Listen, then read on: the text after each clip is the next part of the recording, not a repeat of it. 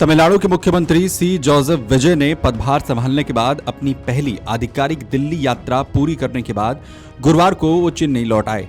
CM विजय ने बुधवार को नई दिल्ली में प्रधानमंत्री नरेंद्र मोदी से पहली बार मुलाकात की और राज्य से जुड़े कई मुद्दों पर चर्चा की। इनमें मेकेदातु बांध विवाद, मछुआरों की गिरफ्तारी और तमिल वंदना गीत को लेकर विवाद शामिल थे।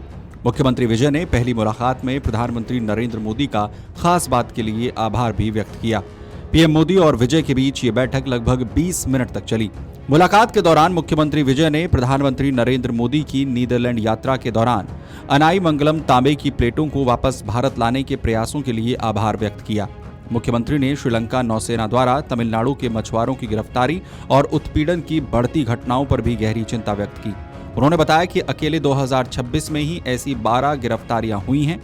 58 मछुआरे वर्तमान में श्रीलंका की हिरासत में हैं और 266 मछली पकड़ने वाली नौकाएं जब्त की गई हैं। उन्होंने प्रधानमंत्री से श्रीलंका सरकार से मछुआरों और उनकी नौकाओं को तुरंत रिहा करने का आग्रह करने का अनुरोध किया।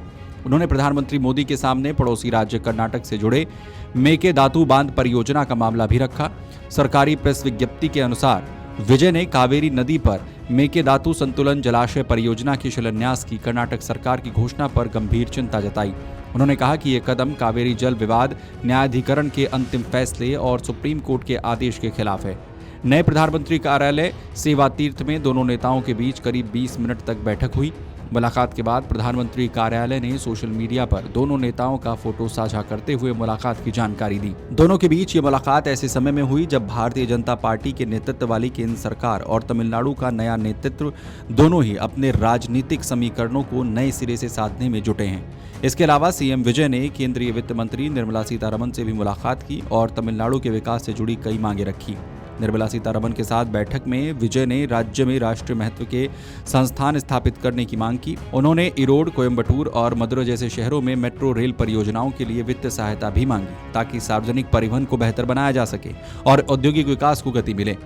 विजय की केंद्र सरकार से राज्य में बुनियादी ढांचे के विस्तार, लंबित वित्तीय आवंटन, औद्योगिक विकास योजनाओं, कल्याणकारी कार्यक्रमों और प्रमुख कनेक्टिविटी परियोजनाओं के लिए अधिक सहयोग मांगने की संभावना है। माना जा रहा है कि ये परियोजनाएं तमिलनाडु की आर्थिक प्रगति के लिए बेहद महत्वपूर्ण है। सीएम विजय का ये दिल्ली दौरा राजनीतिक रूप से भी काफी अहम माना जा रहा है। गौरतलब है कि हाल ही में तमिलनाडु विधानसभा चुनाव में विजय और उनकी पार्टी टीवीके ने राज्य की राजनीति में बड़ा उलटफेर किया। अपने पहले ही विधानसभा चुनाव में टीवीके ने 234 सदस्यीय विधानसभा में 108 सीटें जीतकर सबसे बड़ी पार्टी के रूप में उभरकर सभी को चौंका दिया। हालांकि पार्टी बहुमत के आंकड़े 118 सीटों से पीछे रह गई थी, जिसके बाद राज्य में तेज राजनीतिक गतिविधियां शुरू हुई। बाद में विजय को कांग्रेस, वाम दलों, इंडियन यूनियन मुस्लिम लीग और वीसी के समेत कई दलों का समर्थन मिला। इसके बाद उन्होंने बहुमत का आंकड़ा पार कर गठबंधन सरकार बनाई। तमिलनाडु में कई दशकों के बाद गठबंधन सरकार का गठन हुआ है। राज्य की राजनीति लंबे समय से डीएमके और एआईडीएमके के नेतृत्व वाली सरकारों के इर्द गिर्द घूमती रही है और ऐसे में विजय का उदय राज्य की राजनीति में बड़े बदलाव के तौर पर देखा जा रहा है। Video desk, Amar Ujala.